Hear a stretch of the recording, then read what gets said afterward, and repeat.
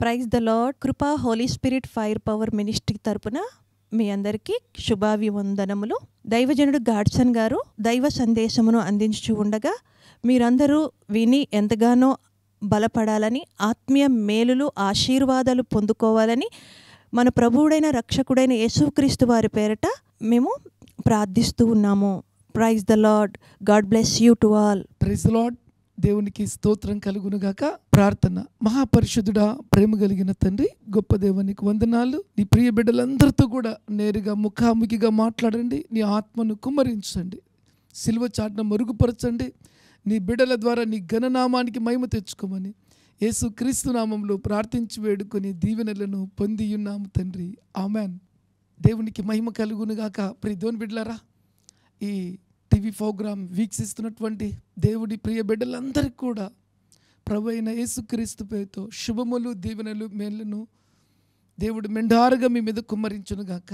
దేవుడు ఈరోజు మీతో మాట్లాడేటువంటి మాట, ఆయన ఎంతో ఆశ కలిగి ఉన్నాడండి. ఆయన ఎంతో ఆనందిస్తూ ఉన్నాడు. దేవుడు నిన్ను కలుగజేశాడు కాబట్టి, ఆ దేవుడు నిన్ను శాశ్వతమైన ప్రేమతో ప్రేమించాడు కాబట్టి, ఈ లోక సంబంధమైనటువంటి వాటి విషయంలో నువ్వు చెడిపోయినప్పుడు, దేవునికి విరోధంగా జీవించినప్పుడు అవి కూడా నీ మీద ఉండకూడదని కలువరి సిలువలో నీ కొరకు ప్రాణం పెట్టి ఆ అమూల్యమైన సిలువ నిబంధన రక్తముతో నిన్ను కడిగి తన సొత్తుగా మార్చుకున్న దేవుడు ఒక ప్రత్యేకమైన రీతితో ఈరోజు నీతో మాట్లాడాలని ఆశ కలిగి ఉన్నాడండి. ఆయన రక్తముతో కడగబడిన నీవు, ఆయన బిడ్డగా మార్చబడిన నీవు, ఆయన కొరకు జీవించాలని ఆశ కలిగిన నీవు, ఈ లోకము అతి భయంకరమని దేవునికి తెలుసు. ఈ భయంకరమైన లోకములో ఆయన కొరకు సాక్షిగా నేను నిలబెట్టాలని దేవునికి తెలుసు. నీలో ఉన్న ఆశ దేవునికి తెలుసు, నీలో ఉన్న తలంపు దేవునికి తెలుసు. ఆయన కనుదృష్టికి మరుగైనదంటూ ఏది కూడా లేదు. అయితే దేవుడు నీ పట్ల ఒక గొప్ప ఆశ కలిగి ఉన్నాడండి. దేవుడు ఎలా నిన్ను నిలబెట్టాలనుకున్నాడంటే, ఒక నిక్కాసైన క్రైస్తవుడిగా, ఒక నిక్కాసైన దేవుని బిడ్డగా దేవుడు నిన్ను నిలబెట్టాలని ఆశ కలిగి ఉన్నాడండి. చెప్పులు కొట్టి దేవుని కనపరుద్దామా? ఒక నిక్కాసైన క్రైస్తవుడిగా దేవుడు నిన్ను నిలబెట్టి నీ ద్వారా దేవుడి నామానికి గొప్ప మహిమ తెచ్చుకోవాలని, నీకు అంత ఘనతనివ్వాలని, అంత ఖ్యాతినివ్వాలని, అంత పేరునివ్వాలని, అంతగా దేవుడు నిన్ను సాక్షిగా ఉంచాలని ఆశ కలిగి ఉన్నాడండి. ఇలాంటి ఒక నిక్కాసైన క్రైస్తవుడిగా దేవుని బిడ్డగా జీవించాలని ఆశ కలిగిన వాళ్ళందరినీ బట్టి దేవునికి స్తోత్రం కలుగునుగాక. దేవుడు మిమ్మల్ని ఆ స్థితిలో ఉంచునుగాక.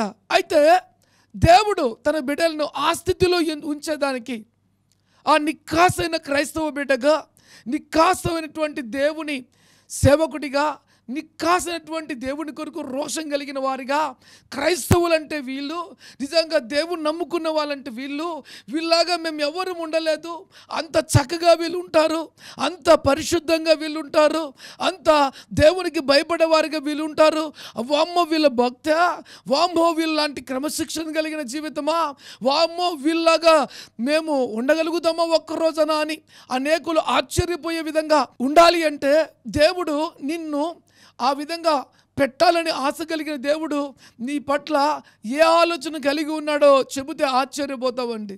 చెబితే ఆశ్చర్యపోతావు. రెండో మాట చెప్పమంటారా ప్రియ దేవుని బిడ్డలారా? రోషం కలిగిన క్రైస్తవుడైతే, ఒక అద్భుతమైనటువంటి క్రీస్తు కొరకు సాక్షి కలిగిన జీవితం జీవించాలని తహతహలాడేటువంటి దేవుని బిడ్డ అయితే, నేను ఏమైపోయినా పర్వాలేదు, దేవుడి నామం నా ద్వారా ఘనపరచబడాలంటే, హెచ్చించబడాలంటే, పొగడబడాలంటే, నేను చచ్చిపోయిన నా సాక్ష్యం చచ్చిపోకూడదని ఆశ కలిగిన వ్యక్తి అయితే ఒకే మాట అంటాడండి, ప్రభువా నా పట్ల నువ్వు ఇంత కోరిక కలిగి ఉన్నావా? ఒక నిక్కాసైన క్రైస్తవుడిగా, ఒక నిక్కాసైన క్రైస్తవురాలిగా, దేవుడి కొరకు రోషం కలిగే వ్యక్తిగా నువ్వు నన్ను నిలబెట్టాలనుకున్నావా? అయితే నేను నీకు లోబడుతున్నా ప్రభు అని ఆ బిడ్డ వెంటనే దేవునికి లోబడతారండి. రెండో మాట చెప్పమంటారా? ఆశ్చర్యాన్ని కలిగించే మాట. ఆ వ్యక్తిలో ఒక అద్భుతమైనటువంటి ఆశ, కోరిక పుడుతుందండి. ఎందుకు తెలుసా? నిక్కాసైన వ్యక్తి జీవితంలో ఎందుకు పుడుతుంది తెలుసా? మళ్ళీ మళ్ళీ మళ్ళీ మళ్ళీ భూమి మీద నేను పుట్టను, ఒకసారి పుట్టుక, ఈ పుట్టుక ఎప్పటికీ గుర్తుండిపోవాలి అనే ఆలోచన కూడా పుడుతుంది. ఆ ఆలోచనలో నీతిమంతుల్ని జ్ఞాపకం చేసుకోవడం ఆశీర్వాదకరమనే ఒక అద్భుతమైన దీవెనకరమైన ఆశీర్వాదకరమైన చరిత్ర ఎప్పుడు గుర్తుపెట్టుకుని నేను జ్ఞాపకం చేసుకునే విధంగా ఉండాలనే తలంపు ఒకటి పుడుతుంది నిక్కాసైన క్రైస్తవులు. మళ్ళీ చెప్తున్నా, డమ్మి క్రైస్తవులు కాదండో, నటన క్రైస్తవులు కాదు. నిక్కాసైన క్రైస్తవ జీవితం జీవించే వ్యక్తి జీవితంలో నీతిమంతుల్ని జ్ఞాపకం చేసుకుంటే అది ఆశీర్వాదం కదా. నేనెందుకు అట్టి జీవితం జీవించకూడదు? ఈ బతికే కొద్ది కాలంలో అట్టి జీవితం జీవించాలని మంట పుడుతుందండి. రెండో మాట చెప్పమంటారా? అద్భుతమైన మాట అండి. ఏంటి తెలుసా? నీ పేరు ఈ భూమి మీద కొట్టివేయబడదు అని దేవుని వాక్యం సెలవిస్తుంది. గట్టిగా చప్పట్లు కొట్టి దేవుని కనపరుస్తారా? ఒక వ్యక్తి యొక్క జీవితం భూమి మీద కొట్టివేయబడకుండా ఉండాలి అనేటువంటి ఆలోచన ఆ వ్యక్తికి కలిగినట్లయితే, నా పేరు ఈ భూమి మీద కొట్టివేయబడకూడదు ప్రభువా అని ఒక బలమైన ఆ వ్యక్తి తీర్మానం తీసుకున్న వ్యక్తి అయితే, మళ్ళీ ఆ వ్యక్తి భూమి మీద పుట్టడు కాబట్టి నా పేరు కొట్టివేయబడకూడదు, అట్టి పేరు నాకు నిలబెట్టు, అట్టి పేరు, అట్టి గొప్ప ధన్యత, అట్టి ఆశీర్వాదం నాకు దయచే ప్రభువా అని తీర్మానం తీసుకున్న వ్యక్తులైతే, నిక్కాసైన క్రైస్తవులైనట్లయితే, ప్రపంచ దేశ చరిత్రలో అబ్రహాం పేరు కొట్టివేయబడలేదు. గుర్తుపెట్టుకోండి, మీకు 1-2 చెప్తాను ఎగ్జాంపుల్. స్టెఫెన్ తన జీవితంలో దేవుని కొరకు ఆత్మతో నింపబడి ఒక మంచి అద్భుతమైన జీవితం జీవించినప్పుడు ప్రపంచ దేశంలో క్రైస్తవులందరూ కూడా మేము కూడా ప్రభు కొరకు ప్రాణమైన పెడతామని తీర్మానం తీసుకునేటువంటి అంత రోషము, అంత ధైర్యము వీరికి ఎలా వచ్చిందంటే, స్టెఫెన్ తన ప్రాణాన్ని దేవుని కొరకు పెట్టాడు. ఆయన చనిపోయి తిరిగి పరలోకానికి వెళ్ళిపోయాడు. అయితే అద్భుతం తెలుసా? ఆయన ఈ భూలోకంలో లేడు, కానీ ఆయన పేరు కొట్టివేయబడలే. చెవులు కొట్టి దేవుని కనపడదామా? ఆయన పేరు బట్టి అనేక మంది క్రైస్తవులు ఇప్పుడు కూడా క్రీస్తు కొరకు నేనేమైపోయినా పర్వాలా, దేవుని కొరకు రోషం కలిగిన జీవితం జీవిద్దామని తీర్మానం తీసుకున్నారండి. చెప్పులు కొట్టి దేవుని కనపడదామా? ఈ 2 అద్భుతమైన ఆశీర్వాదాలు ఒక వ్యక్తి జీవితంలో జరగాలి అంటే, దేవుడి ఉన్నతమైన కోరిక ఆ వ్యక్తి జీవితంలో నెరవేర్చబడాలి అంటే, ప్రియ దేవుని బిడ్డలారా, ఆ వ్యక్తి తీసుకునే అద్భుతమైన నిర్ణయం ఒకటి ఉందండి. ఆ నిర్ణయం చెప్తే మీరు ఆశ్చర్యపోతారు. తెలుసా నీకు? ఆ యొక్క వ్యక్తి యొక్క నిర్ణయం ఎటువంటి తెలుసా? అనుకుంటాడు, నన్ను కలగజేసిన దేవుడు నాకు అంత పేరును తెచ్చి ఇవ్వాలనుకుంటే, నన్ను కలగజేసిన దేవుడు నన్ను అంత గొప్ప స్థితిలో నిలబెట్టాలనుకుంటే, ఆ వ్యక్తి అనుకుంటాడు, ఆ వ్యక్తి జీవితంలో నేనేమైపోయినా పర్వాలే. మాట చెప్పమంటారా? ఈ భూమి మీద నేను ఉన్నా పర్వాలా, లేకపోయినా పర్వాలే, ఈ బ్రతికే కొద్ది కాలపు జీవితంలో బ్రతికే ప్రతి గంట, బ్రతికే ప్రతి రోజు, బ్రతికే ప్రతి సెకండు దేవుని కొరకు జీవించాలా, ఆయన చిత్తము చేయాలనే మంట ఆ వ్యక్తిలో పుడుతుందండి. ఆ వ్యక్తిలో పుట్టినట్లయితే నిజంగా ఆ వ్యక్తి ఏ వ్యక్తిలో అయితే అటువంటి ఆలోచన పుడుతుందో, అటువంటి తలంపు పుడుతుందో, అటువంటి కోరిక పుడుతుందో, ఆ వ్యక్తి యొక్క జీవితంలో దేవుడు ఒక బలమైన కార్యం చేస్తాడు. ప్రియ దేవుని బిడ్డలారా, ఇందాక నేను చెప్పాను కదా, ఆ చెప్పిన మాట చొప్పున ఆ వ్యక్తి పేరు కొట్టివేయబడకుండా ఆ వ్యక్తిని అంత ఉన్నతమైన స్థితిలో దేవుడు పెట్టాలనుకుంటే, దేవుడు తీసుకునే అద్భుతమైన నిర్ణయం ఏదో నేను ఈరోజు మీతో పెట్టాలని ఆశ కలిగి ఉన్నాను. ఇప్పుడు దేవుని బిడ్డలారా, ఏంటి ఆ నిర్ణయము? రండి చూద్దాం దేవుని వాక్యంలో. నిక్కాసైన క్రైస్తవుడిగా, క్రైస్తవురాలిగా, దేవుని బిడ్డగా నిన్ను నిలబెట్టాలని దేవుడు తీర్మానం తీసుకున్నటువంటి ఆ తీర్మానంలో దేవుడు నిన్ను ఎలా నడిపించాలనుకున్నాడో ఆ మార్గం ఈరోజు నేను నీతో పంచుకుంటానండి. ఆ మార్గం నువ్వు గమనించినట్లయితే నీ జీవితంలో సంతోషించి గంతులేస్తావండి, సంతోషించి గంతులేస్తావు. రండి చూద్దాం. దేవునికి స్తోత్రం. కీర్తనలు 66వ కీర్తన 10వ వాక్యం నుంచి చదువుకుందాం. 10 నుంచి 12 వరకు చదువుకుందాము. దేవా, నీవు మమ్మును పరిశీలించి ఉన్నావు, వెండి నిర్మూలము చేయు రీతిగా మమ్మను నిర్మూలము చేసి ఉన్నావు. మళ్ళీ చెప్తున్నాను వినండి. దేవా, నీవు మమ్మును పరిశీలించి ఉన్నావు. దేవా, నీవు మమ్మును పరిశీలించి ఉన్నావు. రెండవది, వెండిని నిర్మూలము చేయు రీతిగా మమ్మల్ని నిర్మూలము చేసి ఉన్నావు. దేవుడు ఆ వ్యక్తిని చూస్తూ ఆ వ్యక్తిని నిలబెట్టాలి, ఆ వ్యక్తి ద్వారా ఘననామానికి మహిమ కలగాలి అని దేవుడు ఆలోచన చేసినప్పుడు ఆ వ్యక్తిలో నిజంగా దేవుడు ఏం చేయాలనుకున్నాడంటే, ఇప్పుడు దేవుని బిడ్డరా, వెండిని నిర్మూలము చేయ రీతిగా మిమ్మల్ని నిర్మూలము చేసి ఉన్నాను అంటే పూర్తిగా దేవుడు మిమ్మల్ని తన స్వాధీనంలో ఉంచుకొని, రెండో మాట చెప్తున్నానండి. ఏంటి ఆ మాట తెలుసా? నిర్మూలన చేయడము. వెండిని ఏ విధంగా మనము నీట్ చేస్తామో, పరిశుద్ధంగా చేస్తామో, ఆ విధంగా దేవుడు నిన్ను చూస్తూ నీలో ఉన్నటువంటి దేవునికి విరోధమైన వాటినన్నిటిని కూడా తొలగించాలి అనుకున్నాడండి. ఏం చేయాలనుకున్నాడు? తొలగించాలి తొలగించాలి తొలగించాలి తొలగించాలి అని అనుకొని దేవుడు నిన్ను ప్రియ దేవుని బిడ్డలారా ఊహకు అందని రీతిలో నడిపించడం మొదలు పెడతాడండి. ఏంటి ఆ నడుపుదల అంటే? దేవుడి వాక్యం సెలవిస్తుంది, నువ్వు బందీ గృహములో మమ్మల్ని ఉంచితివి. బంధించబడిన గృహాల్లాగా మనం ఉండవడం మొదలు పెడతామంట. ఏంటి నా జీవితం ఇట్లయిపోయింది, నేను ఏదో అనుకున్నాను, ఏదో చేయాలనుకున్నాను, ఎక్కడికో వెళ్ళాలనుకున్నాను, వెళ్ళలేకపోతున్నాను, చేయలేకపోతున్నాను, నేను బంధించబడ్డానేంటి? దేవుడు నిన్నేం చేస్తాడంటే ఫస్ట్ థింగ్ బంధించేస్తాడంట. మొదటి వచనం గురించి నేను మీతో పంచుకుంటాను. ఈ మాట గురించి చాలా జాగ్రత్తగా గుర్తుపెట్టుకో. బంధించడము అంటే ఎదగలేని స్థితి, ముందుకు పోలేని స్థితి, భయంకరమైన అననుకూల పరిస్థితుల స్థితి. ఇది బందీ గృహంలో ఉంచడం. మా నడుముల మీద గొప్ప భారం పెడితివి. నడవలేని భయంకరమైన గొప్ప భారం ఇంకొకటి దేవుడు పెట్టాడంట. ఒకవైపు చూస్తే ఆశీర్వాదం, చరిత్ర గుర్తుపెట్టుకోవాలి, నిక్కాసైన క్రైస్తవుడిగా బ్రతకాలని కోరిక ఉంది, ఆశ ఉంది. రెండో వైపు చూసినట్లయితే దేవుని వాక్యం సెలవిస్తుంది, బందీ గృహంలో నేను ఉండిపోయాను. మూడో చూసినట్లయితే నడుముల మీద గొప్ప భారముగా ఉంది. మూడో చూసినట్లయితే నరులు మా నెత్తి మీదకి ఎక్కున్నట్లుగా చేసేదివి. మూడోది ఏంటంట? నరులు మా నెత్తి మీదకి ఎక్కున్నట్లుగా చేసేదివి. మేము నిప్పులలోనూ నీళ్ళలోనూ పడితిమి. 4 అయినను నీవు సమృద్ధి గల చోటికి మమ్మల్ని రప్పించి ఉన్నాము. 4 చూడండి, అయినను మమ్మల్ని సమృద్ధి గల చోటికి మమ్మల్ని తీసుకుపోయావు, నడిపించావు. ఏంటి మరి? దేవుడు నిన్ను నిలబెట్టాలనుకున్న పరిస్థితి వేరు, నీ పట్ల దేవుడి ఆలోచనలు వేరు, నువ్వు నిలబడాలన్నటువంటి స్థితిగతులు వేరు. అయితే జీవితంలో ఎన్నో అననుకూల పరిస్థితులు. ఏంటి? ఏదో దేవుడిని చేయాలని ఆశ కలిగి ఉన్నాడు, నువ్వు కూడా దేవునితో ఒక ప్రత్యేకమైన వ్యక్తిగా నిలబడాలని ఆశ కలిగి ఉన్నావు. కానీ ఈ సెంటర్లో ఏమి కూడా జరగల, బంధించబడిన వ్యక్తిగా మార్చబడ్డావు.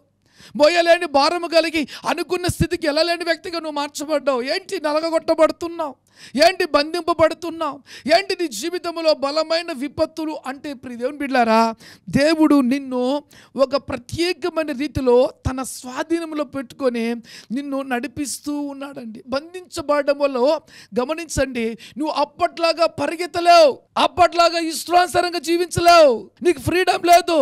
ఎప్పుడో ఏదో దేవుని సన్నిధికి వెళ్ళి ప్రార్థించడమే, మూలగడమే, ఏడవడమే, ఏ కార్యాలు జరగకుండా ఉన్నా నీ జీవితంలో నువ్వు ఏం చేస్తున్నావంటే మందిరంలో వెళ్ళి ప్రార్థన చేస్తూ ఉన్నావు, బయటికి రావాలంటే రాలేకున్నావు. బయట పరిస్థితులు ఎలా ఉన్నాయి చెప్పమంటారా ప్రియ దేవుని బిడ్డలారా? అవమానంతో, నిందతో, అన్యులు చూస్తే ఏలన చేస్తారని, నా జీవితంలో ఓడిపోయాననే స్థితిలో ఉన్నానని రకరకాల విపత్తులు నీ చుట్టూ చుట్టుకున్నాయి. వాగ్దానం అయితే గొప్పది, నువ్వు దేవుని కొరకు జీవించాలని తీసుకున్న తీర్మానము చాలా గొప్పది, నీ పేరు ఎప్పటికీ ఉండాలనే తలంపు చాలా గొప్పది. అయితే నువ్వు వెళ్తున్న మార్గము చాలా విభిన్నంగా ఉందండి. రెండో మాట చెప్పంటారా దేవుని బిడ్డలారా? దేవుని వాక్యంలో రాయబడింది కదా, వెండిని నిర్మూలము చేసినట్లుగా నీలో ఉన్న వాటిని నిర్మూలన చేయాలనుకున్న వెండిని నిర్మూలన చేసేదానికి వాడే పరికరాలు వేరు, బంగారమును శుద్ధి చేసేదానికి వాడేటువంటి పరికరములు వేరు. అది అగ్నికి పోతుంది, ఇది క్లీనిక్ కూడా ఒక ప్రత్యేకమైన వాటిలో వేసి దానిలో మలినాన్ని అంతా కూడా తీసేస్తారు. సో దాన్ని అలా పక్కన పెడితే ప్రియ బిడ్డలారా, మరి ఈ యొక్క పరిస్థితి చూస్తే ఎలా ఉంది అంటే ఒక విభిన్నమైన రీతిగా ఉంది. ఈ శ్రమలో, ఈ వేదనలో దేవుడు నిన్నేం చేయబోతున్నాడు గమనించండి. ఈ భయంకరమైన వేదనలో నీ చుట్టూ ఏమున్నాయి చెప్పమంటారా ప్రియ బిడ్డలారా? అవమానం వెంటాడుతుంది, నింద వెంటాడుతుంది, అంతేకాదు నష్టాలు, కష్టాలు, విరోధములు, వ్యతిరేకతలు, అననుకూల పరిస్థితులు నిన్ను చుట్టుముట్టి ఉన్నాయి. ఓ భయంకరమైన పరిస్థితులు గుండా వెళ్తూ ఉన్నాం. దేవుడు గమనించండి ప్రియ దేవుని బిడ్డలారా, ఎత్తి నిన్ను ఎక్కడేసాడు తెలుసా? శ్రమల అనే భయంకరమైన ఊబిలో వేస్తాడండి. శ్రమల అనే భయంకరమైన ఊబిలో నిన్ను వేసినప్పుడు, ఆ భయంకరమైన ఊబిలోకి నువ్వు వెళ్ళినప్పుడు నీ జీవితం అంతా తారుమారుగా మార్చబడింది. రెండో మాట చెప్పమంటారు ప్రియ దేవుని బిడ్డలారా, ఆ భయంకరమైన శ్రమలో దేవుడు నిన్ను ఏం చేయబోతున్నాడు తెలుసా ప్రియ దేవుని బిడ్డలారా? ఒక వ్యక్తి జీవితంలో గర్వం, అహం, అబద్ధం, ద్వేషం, పగ, కోపం, కల్ముషితం, విరోధం, మత్సరం అతని లోపల ఎన్నో ఎన్నో ఎన్నెన్నో ఉంటాయి. ఇవన్నీ కూడా బయటికి కనిపించవు.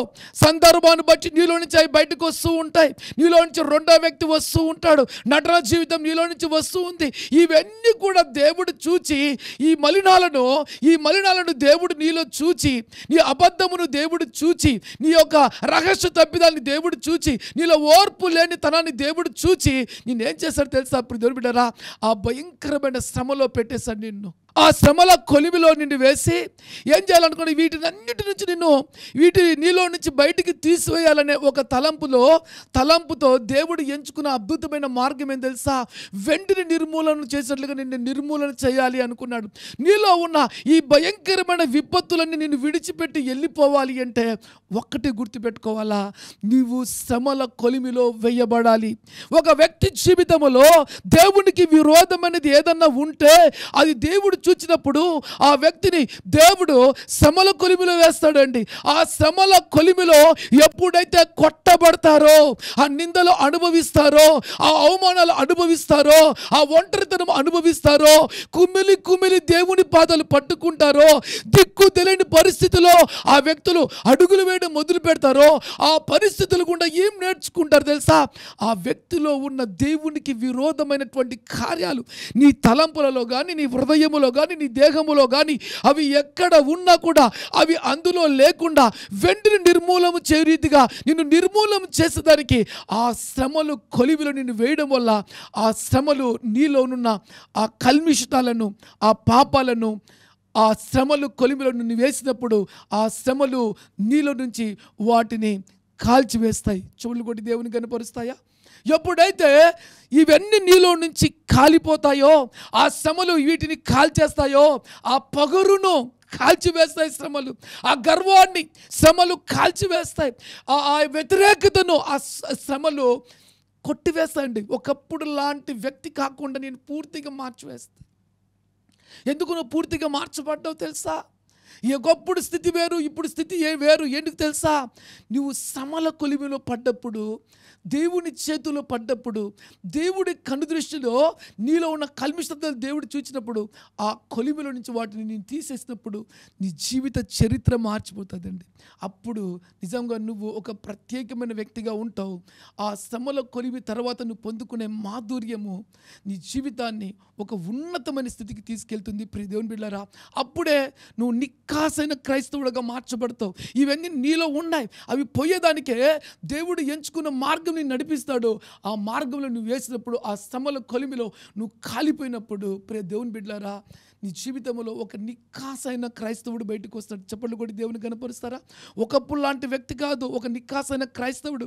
ప్రతి క్రైస్తవుడు కూడా ఒక నిక్కాసైన క్రైస్తవుడుగా ఎప్పుడు మార్చబడతాడంటే శ్రమల కొలిమిలో వేయబడి, ఆ కొలిమిలో అనేకమైనటువంటి నిందలు, అవమానాలు, విరోధములు, వ్యతిరేకతలతో కాల్చబడి అతడు తనలో ఉన్న ప్రతి తప్పిదాన్ని దేవుని సన్నిధిలో ఒప్పుకొని విడిచిపెట్టి అలాంటి బ్రతకకుండా ఒక చక్కటి బ్రతికి ఎప్పుడైతే దేవుడి చిత్తం చేస్తాడో ఆ వ్యక్తి యొక్క పేరు కొట్టివేయబడదు. అందుకే దేవుని వాక్యం చదివిస్తేస్తా, నా చిత్తము చెయ్యవాని పేరు ఎప్పుడు కూడా కొట్టివేయబడదు.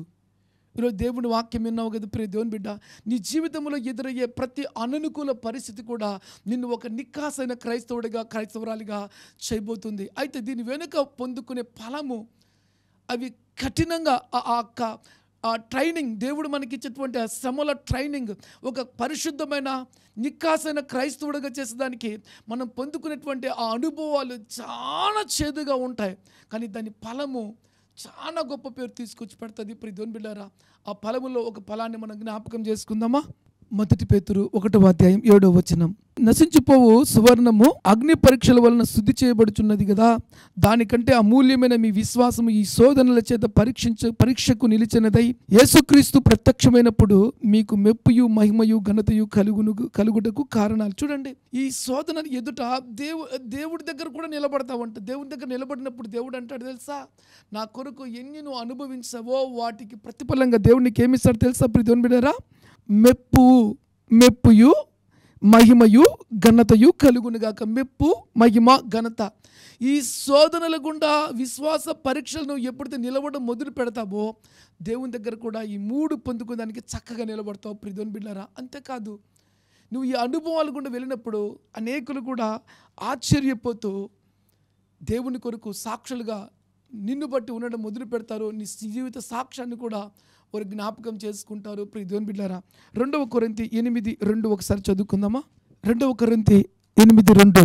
ఎలాగనగా వారు బహుశ్రమల వలన పరీక్షించబడగా అత్యధికంగా సంతోషించిరి, మరియు వారు నిరుపేదలైనను వారి దారిద్ర్యం బహుగా విస్తరించింది. ఇక్కడ చూసినట్లయితే ప్రియమైన బిడ్డలారా, ఈ మాసిదోనియా సంఘానికి చెందినటువంటి దేవుని ప్రియ బిడ్డలు వారు బహుశ్రమల వలన పరీక్షింపబడగా, చూడండి, బహుశ్రమల వలన వారు బహుగా పరీక్షించబడ్డారంట.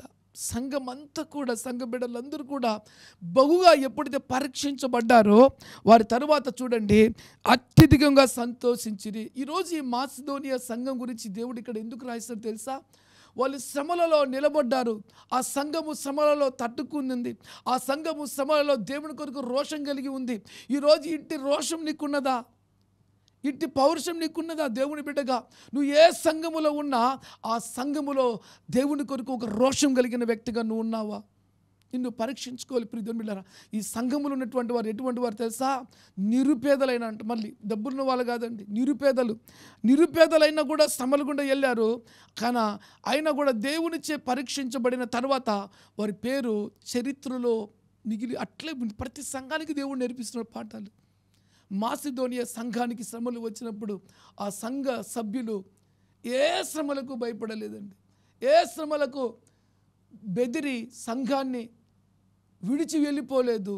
ఈరోజు శ్రమలు కొలిమిలో పరీక్షించబడుతున్నామంటే ప్రతి వ్యక్తి జీవితంలో శ్రమ ఎదురైందంటే సంఘాలు మారడం మొదలుపెట్టారండి. నువ్వు ఎన్ని సంఘాలు మారినా కూడా నిజమైన నిక్కాసైన క్రైస్తవుడిగా మార్చబడవు. నువ్వు ఏ సంఘములో ఉన్నా ఆ సంఘములో శ్రమలు నేను వెతుకుతూ వచ్చుతున్నాయంటే సంతోషించి గంతులై. నిందలు, విరోధములు, వ్యతిరేకతలు, అననుకూల పరిస్థితులు, వాటి మధ్య నువ్వు పారిపోయి ఏరే సంఘానికి వెళ్తున్నావు అంటే నిక్కాసైన క్రైస్తవుడిగా, క్రైస్తవురాలుగా నిలబడడానికి అంగీకరించక విడిచిపెట్టి వెళ్ళిపోతున్నావు. ఈ మాసిదోనియా సంఘంలో ఉన్నటువంటి బిడ్డలు ఎటువంటి వారు తెలుసా? అలాంటి వాళ్ళు కాదు. ఎన్ని పరీక్షలో రాని ఆ పరీక్షలో నిలబడతామని నిలబెట్టారు. నిలబడిన తర్వాత తెలుసా వాళ్ళు మేము నిలబడ్డాము అని ప్రపంచానికి సాక్షిగా నిలబడిపోయారండి. వారి జీవితంలో ఎన్నో శ్రమలు, ఒకటి కాదు, 2 కాదు, 3 కాదు, 4 కాదు, 1 by 1 వారి జీవిత యాత్రలను అడిగితే ఎన్నో శ్రమల గుండా వాళ్ళు వెళ్ళారండి. ఆ శ్రమలు వారిని ఏం చేసిందంటే ఒక శక్తివంతమైన వ్యక్తులుగా మార్చేసిందండి. వారు మార్చబడ్డారు. తర్వాత చెప్పమంటారా? వారు చూడండి అత్యధికంగా సంతోషించిరంట. అంటే ఒక వ్యక్తి జీవితంలో అత్యధికమైన సంతోషం కలగాలి అంటే శ్రమల కొలిమిలో నువ్వు వేయబడి పరీక్షించబడాలి. పరీక్షించబడని వ్యక్తి జీవితంలో అత్యధికంగా సంతోషం ఉన్న దొంగ అంటే నేను కాదని వెళ్ళిపోతారు. దొంగ ప్రూవ్ చేసుకున్నప్పుడు, నువ్వు ప్రూవ్ అయినప్పుడు, నువ్వు దొంగవు కాదని బయటపడినప్పుడు, దొంగను కాను అని అందరి ఎదుట నీ నామం పొగడబడినప్పుడు ఎగిరి గంతులేస్తావు. నిన్ను దొంగ అన్నవారు తలదించుకొని సిగ్గుతో తల వంచుకొని క్షమించండి అని అడుగుతారు. పరీక్షకు నిలిచినావు కాబట్టి తల ఎత్తుకున్నావు. అయితే ఈ మాసిదోనియా సంఘం కూడా ఎలా ఉందంటే శ్రమల తర్వాత వారి యొక్క వీధికి దీవెనలు ఎలా వచ్చాయంటే విస్తారమైన దీవెనలు వారి మీదకి వచ్చి పడ్డాయండి. విస్తారమైన దీవెనలు. ఈరోజు కూడా మనం ఈ మాటను ఎందుకు జ్ఞాపకం చేసుకున్నాం తెలుసా?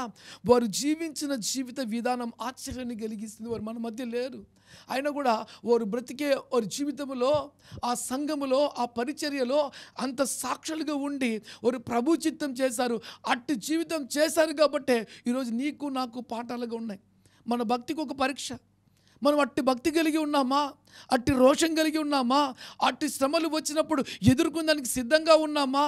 మనం పరీక్షించబడాలి. దేవుని బిడ్డారా, మళ్ళీ చెప్తున్నాను, ఒక నిక్కాసైన క్రైస్తవుడిగా ఎప్పుడు పేరు తెచ్చుకుంటాడంటే ఆ వ్యక్తి జీవితంలో ఎన్ని భయంకరమైన శ్రమలు వచ్చినా ఓడిపోకుండా ధైర్యముగా నిలబడి ఆ పరీక్షల్లో నిలబడినప్పుడైతే ఖచ్చితంగా అప్పుడే ఒక నిక్కాసైన దైవ శక్తి కలిగిన దేవుని కొరకు రోషం కలిగిన క్రైస్తవుడిగా నీవు దీవించబడిన వ్యక్తిగా నువ్వు మార్చబడతావండి. పరీక్ష లేకుండా ఒక ప్రత్యేకమైన నిక్కాసైన క్రైస్తవుడిగా నువ్వు ఎప్పుడు కూడా మార్చబడవు.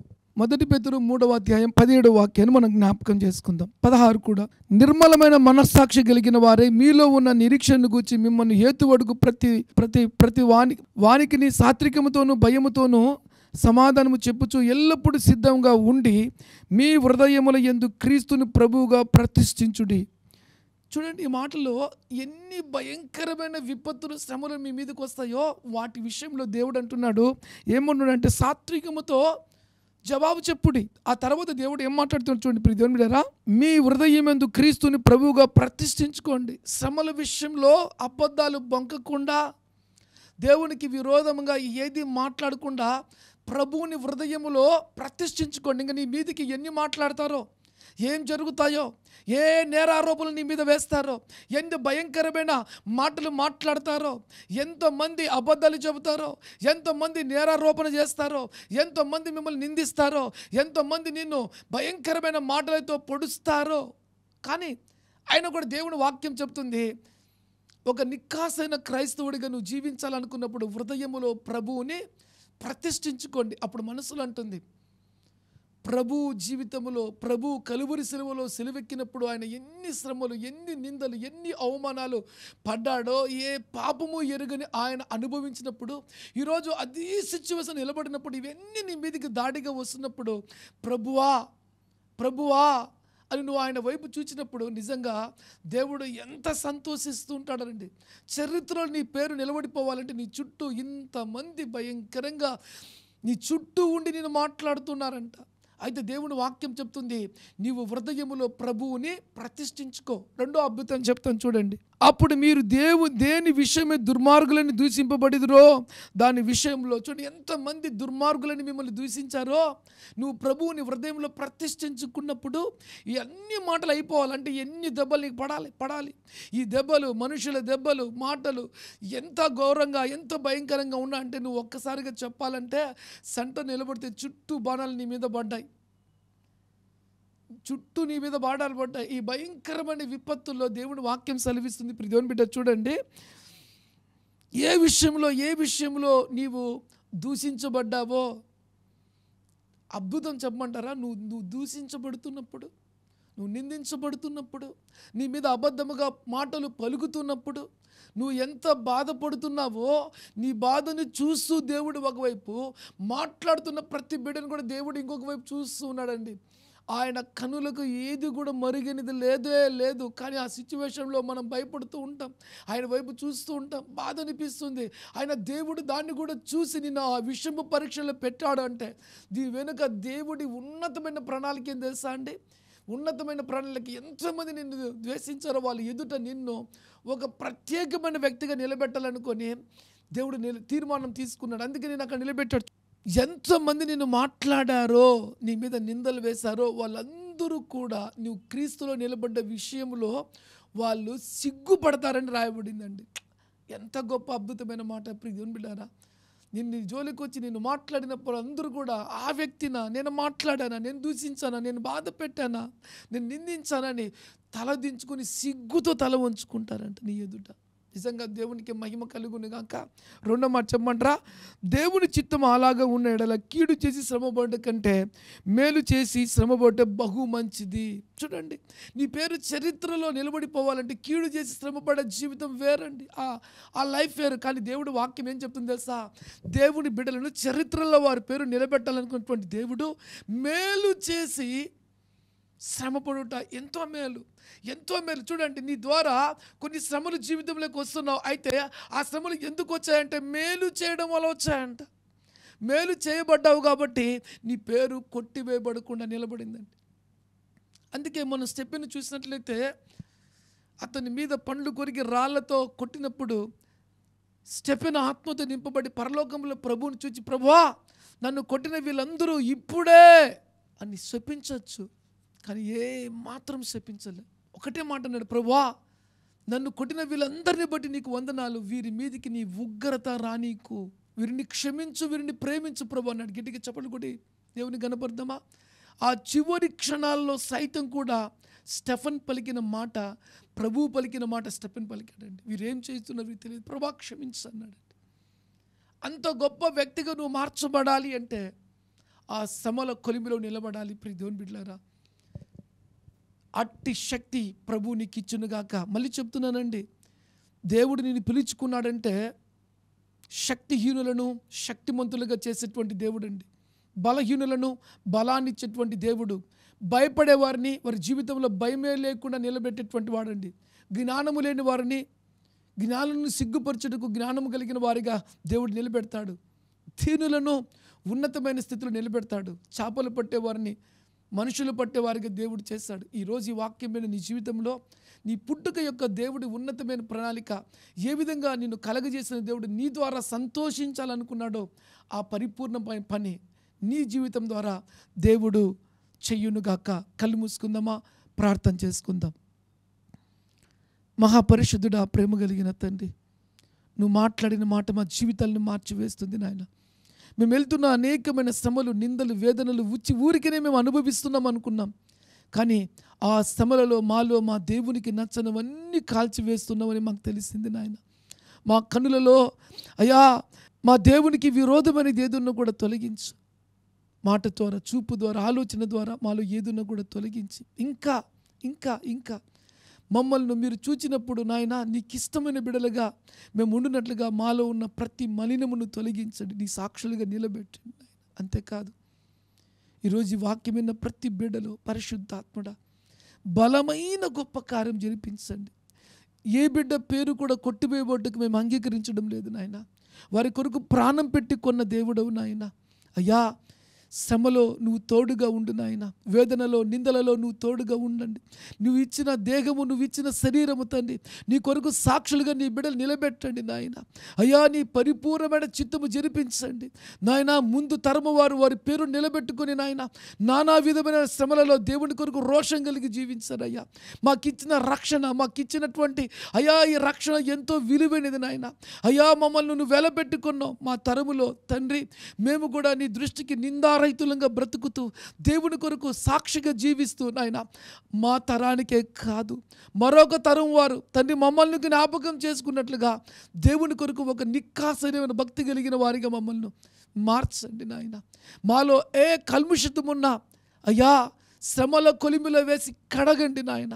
ఎప్పుడు నీ సన్నిధిలో దీవెనలు కోరుకునే వారిగా ఉంటామే కానీ ఆ దీవెనలు మా జీవితాలని మార్చి ఉన్నతమైన స్థితిలో పెట్టవు. ఈ లోక సంబంధమైన సంతోషాలను ఇస్తావు. మా జీవితమే చరిత్రలో గుర్తుపెట్టుకునే విధంగా నా జీవితంలో నా సాక్ష్యము ఒక నిక్కాసమైనది క్రైస్తవుడికి నేను బ్రతకాలనే ఆలోచన నాకు పుట్టలేదు ప్రభా. ఈరోజు పుట్టింది అయ్యా. ఈ వాక్యం ద్వారా పుట్టింది నాయన. ఈరోజు ఈ వాక్యం ద్వారా ప్రతి బిడ్డలో కూడా అట్టి విశ్వాసపు మంటను పుట్టించు ప్రభా. సిలువ చాటున ప్రతి బిడ్డను మెరుగుపరచండి. నీ సమాధానము, నీ సంతోషం, నీ దీవెన, నీ ఉన్నతమైన ప్రణాళికను దయచేయండి. దేవుని బిడ్డల యొక్క పేర్లు కొట్టివేయబడకుండా ఈ తరానికి కొనియాడబడినట్లుగా నష్టతరము వారి జ్ఞాపకం చేసుకొని నిజముగా తండ్రి వారు కూడా కొనియాడబడినట్లుగా నా తండ్రి ఒక అద్భుతమైన భక్తి, పరిశుద్ధమైన భక్తి కలిగిన జీవితమును తండ్రి ఈరోజు వాక్యం విన్న ప్రతి బిడ్డ కూడా దయచేయండి అయ్యా. వారు నిలవబెట్టమని యేసు పేరుతో ప్రార్థించి దీవెనలను పొంది ఉన్నాము తండ్రి. ఆమెన్. God bless you. దేవుడు మిమ్మల్ని దీవించునుగాక.